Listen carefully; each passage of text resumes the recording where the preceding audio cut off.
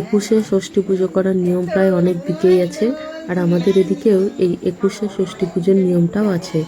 আমার মেয়ের যেদিন 21 দিন বয়স, এটা হচ্ছে সেই দিনকার ভিডিও। ষষ্ঠী পুজো উপলক্ষে আমাদের বাড়িতেও আয়োজন করা হয়েছিল, আর এই দিন কিন্তু খুব বেশি কিছু আয়োজন করা হয়নি, খুব সামান্য কিছু আয়োজন হয়েছিল, তবে সন্ধ্যাটা কিন্তু বেশ ভালোই কেটেছিল। ষষ্ঠী পুজো উপলক্ষে একটা বিশেষ আয়োজন করা হয়, সেটা হচ্ছে এই তেলে ভাজা পিঠে।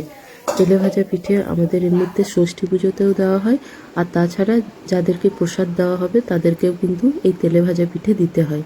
তার জন্য এদিকে মামিমা এসেছেন, উনি তেলে ভাজা পিঠে করেছেন আর দিদিভাইও করে দিয়েছেন। এদিকে ঠাকুরমশাইও সময় মতো এসেছেন, কারণ জোগাড় জান্তি যা কিছু করার সব কিছু উনিই করবেন, আর উনি সব কিছু জোগাড় করে নিয়ে একেবারে পুজোয় বসবেন। এদিকে বাইরের দিকে রান্নাও কিন্তু শুরু হয়ে গেছে, আর আমাদের এদিকে না ষষ্ঠী পুজোর দিন কোনো রকম ভাত খাওয়ার চল নেই, যা হবে লুচি আর সমস্ত কিছু নিরামিষ তরি তরকারি। আর এদিকে কিন্তু রান্না হতে হতে এদিকে সমস্ত কিছু জোগাড়যন্ত্র রেডি হয়ে গেছে, এবার পুজোও শুরু হয়ে যাবে। মেয়ের বাবা বসে পড়েছে, আমাদের এদিকে মেয়ের বাবাই সংকল্প করে, তার জন্য মেয়ের বাবা পুজোতে সংকল্প করতে বসে গেছে। বাইরে যে যার মতো আড্ডা দিচ্ছে, এদিকে তো একদিকে আড্ডা চলছে, আর অন্যদিকে ওই যে বললাম না আমাদের এদিকে ভাত খায় না, সেই জন্য কি করে লুচি হয়, প্রচুর পরিমাণ লুচি ছাঁকতে হবে, বেলতে হবে, তার জন্য বেশ অনেকজন বসে গেছে, লুচি কাটা হচ্ছে, বেলা হচ্ছে, আর এদিকে একটা একটা করে টপ টপ করে ভাজাও হচ্ছে। সব কিছু এদিকে রান্না রেডি হয়েই থাকলো, আর অন্যদিকে পুজোটা শেষ হলে তবেই কিন্তু ওদিকে রান্না বান্না শেষ করে খাওয়া দাওয়াটাও শুরু হবে।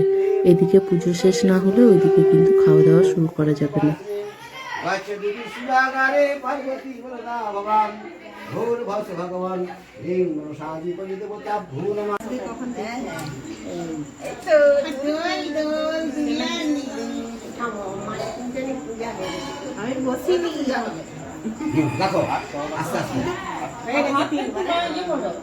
আরে রাখো, তুমি জোড়ো করে দিচ্ছ, ফ্ল্যাট করো।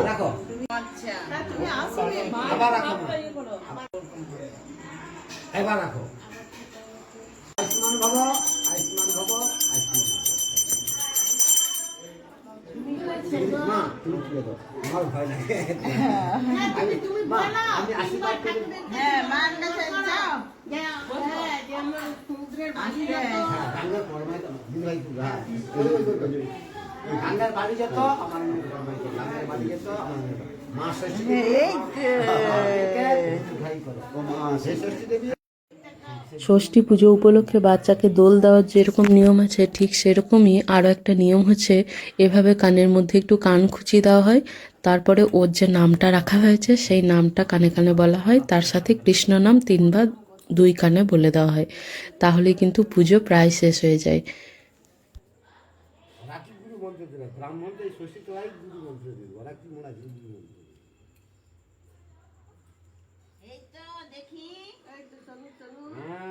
মা অন্নপূর্ণা জেঠিমা,